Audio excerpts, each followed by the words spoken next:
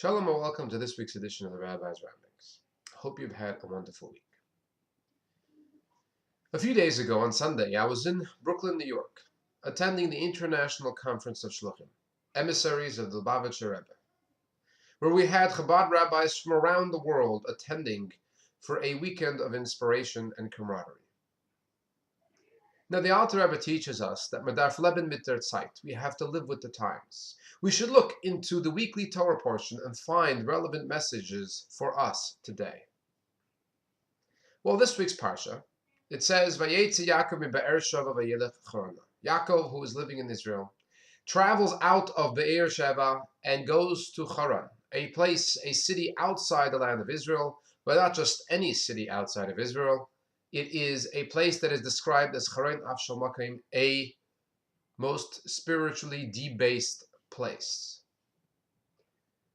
Now, not only did Yaakov go to Haran, but he lived there for 20 years. Now, one may wonder, did Yaakov keep the proper perspective, or was he influenced by his surroundings, living in such an evil place, and especially working with his uncle Laban? So we look to next week's Parsha, where we find that Yaakov is sending messengers to Esau, his brother. And he tells them to tell his brother that Im Lavan Garti, I lived with Lavan. Rashi states that Garti is the same letters of the word Taryag, or 613. Yaakov makes this statement. I worked and lived with our uncle Laban in a place called Haran, a most spiritually debased place, yet I kept all 613 commandments. How is this possible? Well, before he went to Haran, he made a pit stop.